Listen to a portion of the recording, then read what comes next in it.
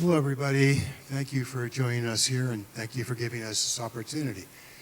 So, Professor Koller, some of the people out here, very few, I suspect, may not know many details about your absolutely amazing career. So could I impose on you for a few moments to kind of touch the high spots and give us an overview? And please, no modesty, false or otherwise. Thank you, and I'll make you a deal. I'll call you Stephen if you call me Daphne. How about that? Deal. Okay, great. So first of all, thank you for inviting me, and it's an honor to be here. And so let's see, how can I abbreviate my somewhat convoluted career journey? I started my career as a professor at Stanford University working in the field of AI before it was popular. Back when I graduated from Stanford in 1993, AI was considered a fringe discipline. You couldn't even say you were doing AI. You said you were doing computational learning theory or cognitive computing or various weird phrases that other people had made up. And so I was the first machine learning hire into Stanford's computer science department back in 1995 and really helped modernize that department and bring into the age of new AI as opposed to the old logic-based AI. Became interested through my tenure track journey at Stanford in AI in the service of biomedical data, because I felt at the time that this was a truly exciting opportunity for AI to make a big difference in a field where data was just really complicated and one needed modern day tools to interpret the data that we were then starting to collect for the very first time from both people and cells. And so that was my journey at Stanford, which lasted until late 2011, when a digression project, a passion project that had nothing to do with my research, which was on making education better, turned into the first big massive open online courses, or MOOCs as they were called back in late 2011. We launched the first 3 Stanford MOOCs, and I left Stanford in late that year to go found Coursera because I felt like that was an opportunity to make a very big impact in the world in hopefully a very short amount of time.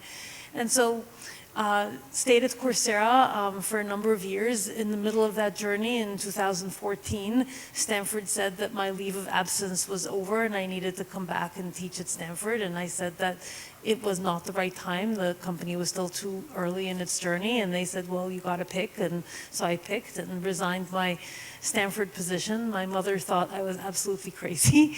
And stayed at Coursera for 5 years. And then in 2016, now, if you think back on the timeline here, I left Stanford just before the AI revolution started in 2012, so I kind of missed the beginning.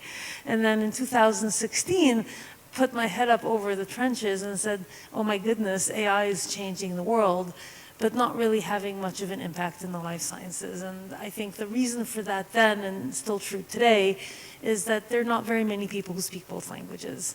A lot of computer scientists are turned off biology because of the attention to detail.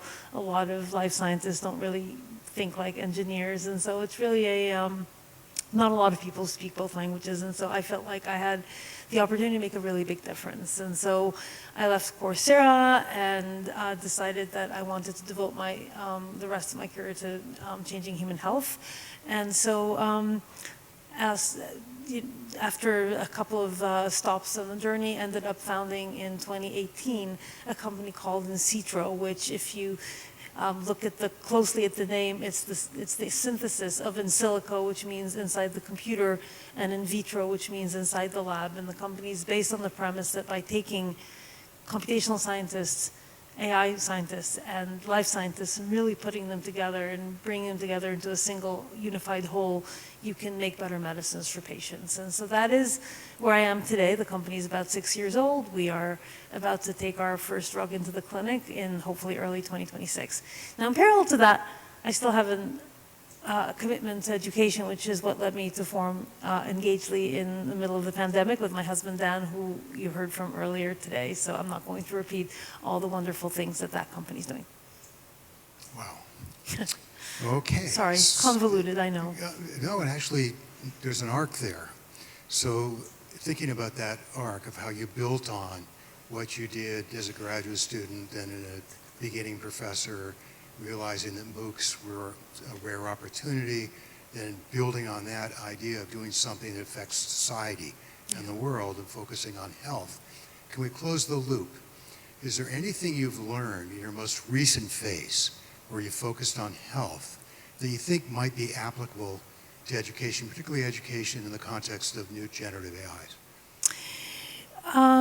So I think, first of all, it's very important to think differently about the problem. And I've found that in the space of human health, people who've been doing the same thing in a certain way for a very long time are often not really appreciating the incredible impact of new tools and new ways of thinking. And we are definitely leveraging that in the work that we do at Inshitro.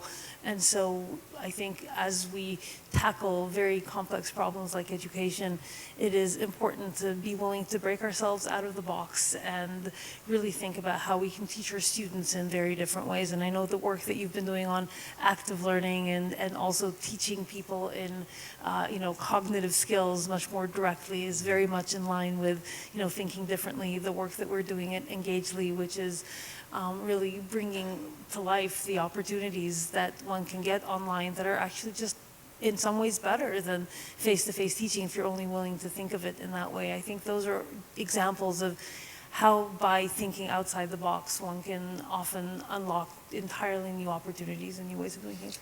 So very hard to disagree with that, but you say in some ways better. What ways in particular do you think the online sorts of experiences might be better than what people have been getting in traditional classes? So I am a data geek, as can be demonstrated by my career journey, and I think one that I will point to is the almost unparalleled opportunity that an online education gives us to really measure our students' behavior and how they perform. I think that I remember back when I still taught at Stanford, which by the way lasted 18 years, the feedback I would get from students would be, at the end of the semester, I would get the feedback forms for students. I was like, shoot, I really should have taught this thing better. And the next opportunity that I had to improve was a year later, by which point I barely remembered what the feedback was. And so there's just not an opportunity to collect meaningful amounts of data. There's not an opportunity to iterate quickly and learn from one's mistakes. When you think about what's made the web as powerful as it is, it's the fact that we measure every single click and that we are able to sort of respond and adjust the software both immediately in terms of responding directly to what the user is doing, and also the software designers look at the data and they make the software better. We've never had that opportunity in education. And the online format gives you this ability to make to just learn so quickly and so immediately from what students are telling us. Now, I think that was true even in the olden days when all we had was online, but that combination of online data measurement and AI is like complete magic because, as Dan alluded to in his talk, data is the new oil. And we finally have the ability to dig an oil well for the first time in actually how people learn. We've never had that. I mean, the studies that people used to do in education, and you're familiar with this, I know, Stephen, were in classrooms of 20 or 30 people with a person sitting in the back of the classroom taking notes about what the teacher was doing. And finally, we have the ability to measure student and teacher performance at scale and learn from that and generate AI-based systems. I think that's an incredible opportunity. I think it's even better than that. The kind of data you can collect have a kind of face validity that was very hard to obtain before. For sure. So Ethan Mollick, who I think Dan also alluded to, I was at a meeting with him last week, and he commented that the biggest single driver of student ratings of how much they like classes was whether they got cookies at the end of the last session of class. If you gave them cookies, the ratings went way up. Oh, that's hilarious. Yeah, There how's was that also a very strong correlation with the grades that the students got. So classes Yeah. that were easy A's were very much more popular than ones that weren't. And don't even get me started on cognitive biases against instructors from underrepresented groups. So yeah, I mean, you're right. It's a very misleading signal to the limited extent that we were able to collect it. Absolutely. Yeah, so this is way better in 100%. numerous different ways. So if you knew as an undergraduate what you're going to be doing today, what, if anything, would you have done differently?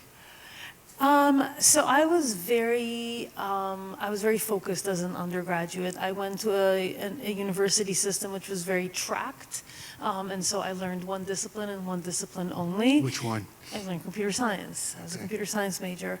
And, well, I was math and computer science. But I think that in the world, certainly in what I've done since, the things that I consider to be most impactful in my career, whether it's education or now life sciences, they're all at the boundaries between disciplines. And I think that that is oftentimes where you can make unexpected connections and see things that specialists within each one of those disciplines on their own are not going to be able to see. And so I would encourage people, if I were to encourage the younger me, to be broader and more cross-disciplinary in my work, in my studies, but maybe even more importantly, disciplines shift drastically. When I think back on computer science as it was when I studied it and computer science as it is today, or for that matter, biology as it was when I went to college, where I thought it was the most hateful and boring discipline ever, and biology as it is today, which is much more quantitative and numerical and rigorous. I mean, it's not just about learning things at a boundary of disciplines, but being able to jump around and make unexpected connections. And those are the kinds of skills that I know you teach, Stephen, and that I think we should be teaching to more and more of our students, because it is increasingly less about what you know and increasingly more about how you think about what the knowledge that is available. So, excuse me, I was at an event that OpenAI hosted last week. They're opening their New York office. And one of the things they asked us, actually I'm curious what the audience thinks, what do you think the biggest single use case of generative AI is, at least from OpenAI's GPT-4 version? Anybody have any guesses out there? The single biggest use case, what people are doing with GPT-4 now.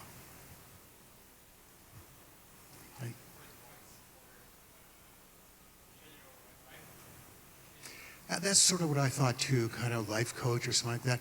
Turns out the answer was learning. What do you think one of the biggest problems with generative AI is? Have you heard the term hallucination before? Gary King, a friend of mine, I don't know, do you know Gary? He's a university professor at Harvard. He has this one-liner I like a lot, which is generative AI is really good at interpolation, but not very good at extrapolation. Yes. So interpolation is what it's always doing. Hallucination is not something special. It's just how it works. But the problem is if you're using it for learning, some of the times it's going to make stuff up and it's going to mislead you. So do you have any thoughts about what to do about that? I have two thoughts. So first of all, the technology is very much getting better. So there's this technology called RAG, in which you feed the AI a summarized version of a bunch of information that it is then asked to rely on, much more so than on the model that is trained on a lot of web data. You can force it to point to citations within that context, or maybe even within the broader world of the web, which allows you to sort of verify what the AI has said. So this is a technological problem. I'm not diminishing from it, but it has technological solutions that I think are getting better. They're not perfect, but they're definitely getting better over time. I would also point out, I hate to say this, but people also make stuff up. So I've had teachers who've given me false or misleading, I know, shocking responses to my questions. I find it in general quite, I don't know, distressing that people hold technology to a higher bar than they hold people. That's certainly something that occurs in the medical space that I'm in right now, where people are like, oh my goodness, the computer made a wrong diagnosis. Well, how often does your doctor make a wrong diagnosis? Actually, much more often than the computer does. But somehow when the computer makes that mistake, it's worse than when a doctor makes that mistake. So I think, yes, it's a technology question, it's a technology problem that we should strive to fix, but we should also make sure that we're not holding technology to a different bar than we're holding the next best alternative, which is a person. Oh, I think we should hold both humans I and agree. technology to higher bars. 100%. That's what's going to drive education. By the way, RAG, which is retrieval augmented generation. Sorry, I should have said It's that. okay. It turns out if you just upload review articles and you put in the prompt that you want the AI, the LLM to respond based on those review articles, it does way better. 100%. Way better. It's not hard. No, it's really not hard. You can upload primary source materials, you can upload review articles, and so I think it's not perfect, but I think a lot of the hallucinations are when people deploy the technology without thinking about it too much. Yep. Yeah. So we've been talking, as most people do, about the role of AI in how education is going to proceed. But there's another way it's going to be relevant, which is what we're going to teach. So in fact, pedagogy, okay, the how has been the focus of a ton. But the pedagogy doesn't stand by itself. AI is going to invite us to teach different kinds of things, and that's going to interact. That is, as we start teaching different kinds of things based on how AI is changing society and everything else, it's probably going to affect how we teach as well. Have you thought about the how and the what and how they interact? Yeah, so I think, and they do in fact interact. So first of all, let me start with the what. In the same way that when Google became as popular as it did, memorization of facts became less useful skills. I still remember the days when you had to recite all the world's capitals and all of the, I mean, and the question is like, well, why do I need to spend time in class teaching that when it's a click away in a search engine? I think that the advent of AI is going to make a lot of the skills that we now are teaching our students moot. And the same thing happened when, calculators came around. I mean, we still need people to understand the basics, but do you still need people to be able to multiply, 4-digit numbers in their head? Probably not so much, right? And so when I think about the skills that are going to be increasingly important in post-AI or in the AI era, it's thinking in cognitive skills, such as taking complex, amorphous, ill-defined questions and breaking them down into smaller, better-defined questions that one can ask an AI to do for you. And that is a skill that, at least as of now, an AI has not yet mastered. I think it's the ability to engage meaningfully with people and create together, which is one of our values at Insitro, by the way, to work as a group where people have very different skills, very different mindsets, and create something that is much larger than the sum of the parts. These are the kinds of skills that we are going to need in this new AI era, which are very different than the kinds of skills that we needed to have, like, going into the library and, or for that matter, into the web and hunting down a bunch of obscure references.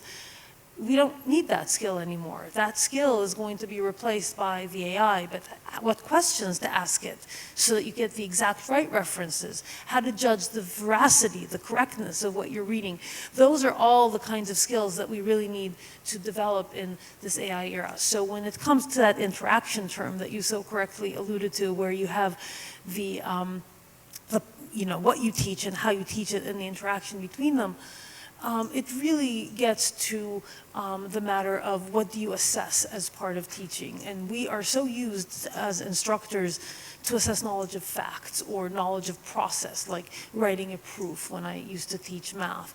And I'm not saying those are not important, and they're kind of like building muscles in the brain. It's important, but what you really need is sort of the kind of authentic assessments that allow a group of people to come together and solve a problem, and how do you then do credit assignment of who contributed more.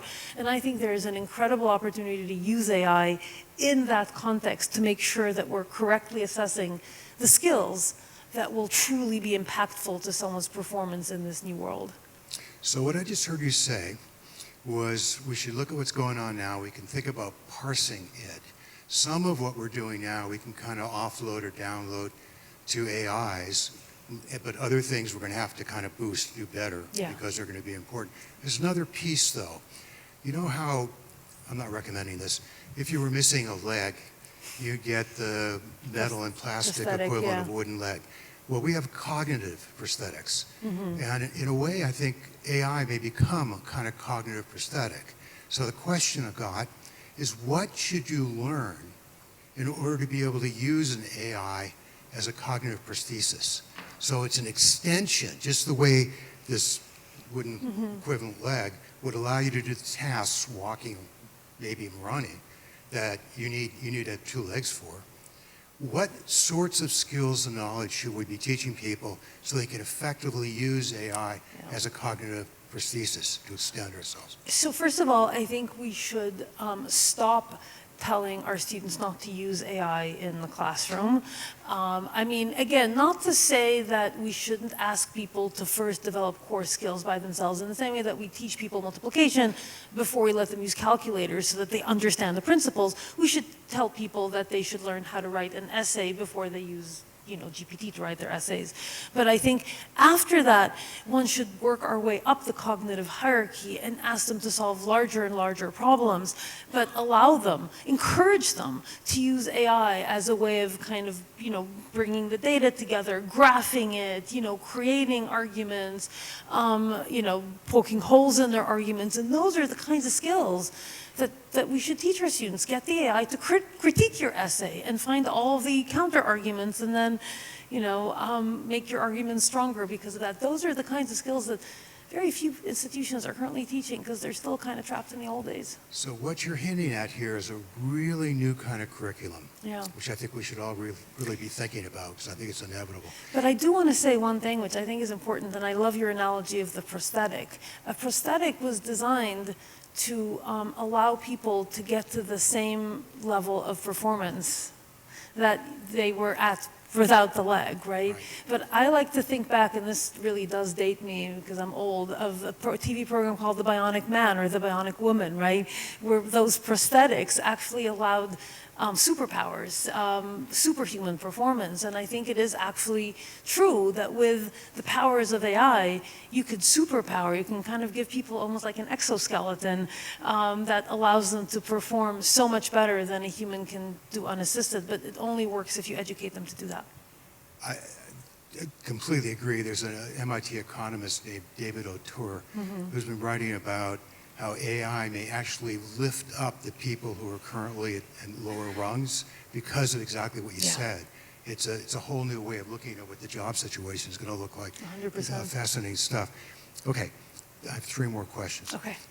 If just following on, we're just talking about if you were going to advise a government, say, on how to focus their resources to maximize the role of AI on education in particular, what would you say about how to focus their resources? What should they really be looking at? Should it be developing new curricula? Should it be educating people on how to use AI, prompt engineering? What?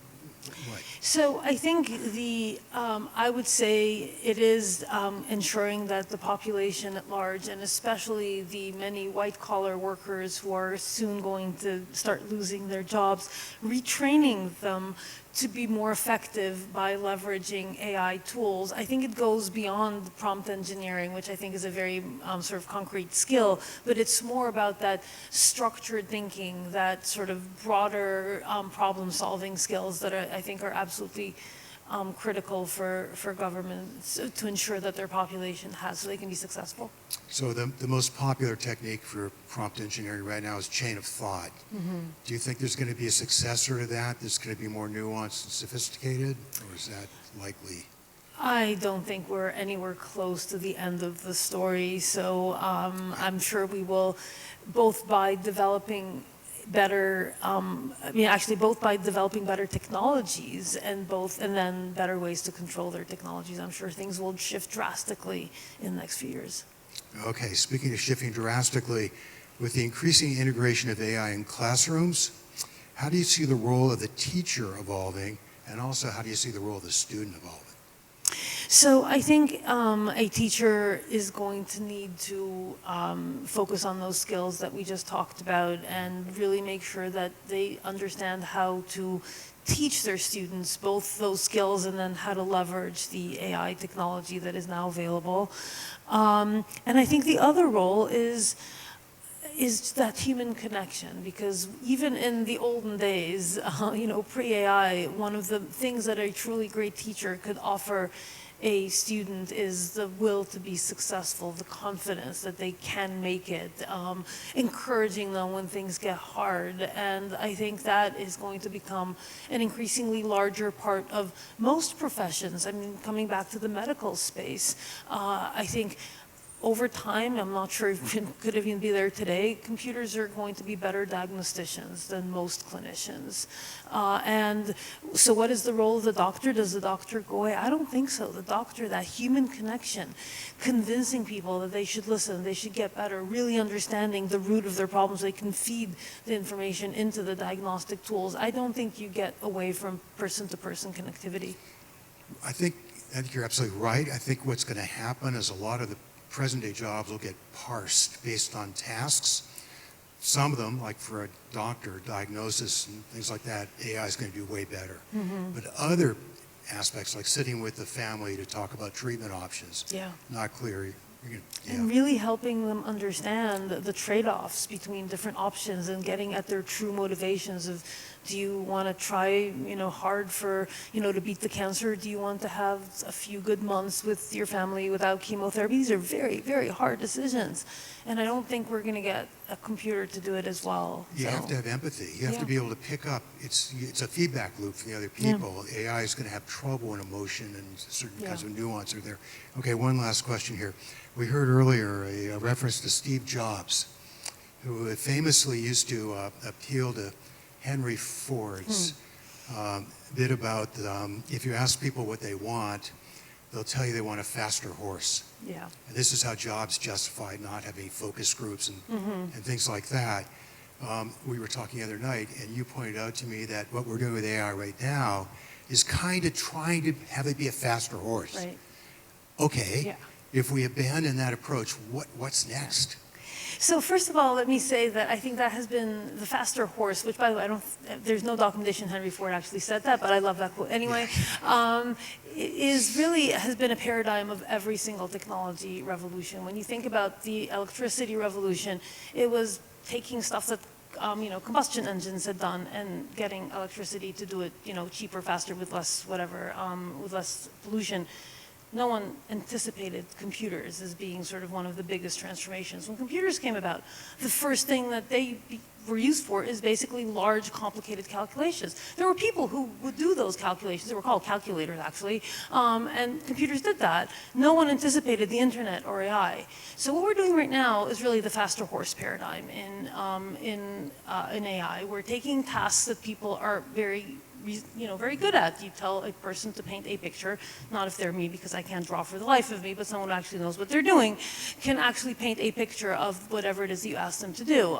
The same is true for a lot of the AI applications right now, is it's taking tasks that people do pretty well, or at least the good people do well, and democratizing that, making it available to everybody.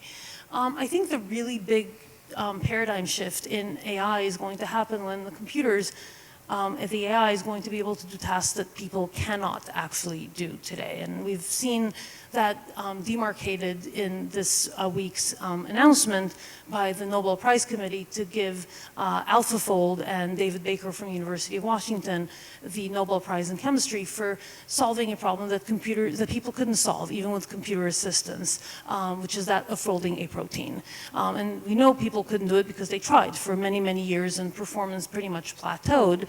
And now computers are way better than people at doing that task. So I think the really big transformation in AI is going to be when we start deploying it towards really hard, deep tech problems like making better medicines, making bacteria that decompose plastics, or various other challenging problems that people just cannot solve. Hard to argue with that. I would really like to hear your views on agents, on whether, in fact, once AIs are able to actually act in the world directly, how that is going to, in fact, change the faster horse perspective. But unfortunately, we have 3 seconds left. So let me just take that by saying thank you. This has been a fascinating conversation. I wish we had another half hour, but we don't. So thank all of you. Thank you. And let us Thank you. I'm going to answer the first because this is a conference about education. What do you think, Stephen? It says, with the advent of AI, human interaction seems to be significantly reduced. However, physically interacting with humans is and will continue to be essential. What do you think about this? I totally agree. Yeah. And in fact, I think human interaction is going to be even more important following the advent of AI, because AI is going to do a lot of things that will relieve us of burdens, leaving us with additional time to do the things that are most meaningful for us, most of which involve interacting with other humans. Yes. That's my view. Yours? No, I completely agree, and I think that physical interaction will continue to play a very significant role as well, because having all seen both online and physical, I think that people are still going to want to actually have some tactile sensation. I think we shouldn't, much as I'm a big believer in online education, I think that we want to have a balance, and especially for younger kids, playing with other kids physically is going to be so important, and we can't do that, I think, as well in an online world. Agreed. Okay. All right, we'll both be around during the reception. Yes. If anybody wants to continue the conversation, it'll be our pleasure. Thank you. Thank you. Thank you so much. Thank you, Dr. Koller. Thank you, Dr. Kosslyn.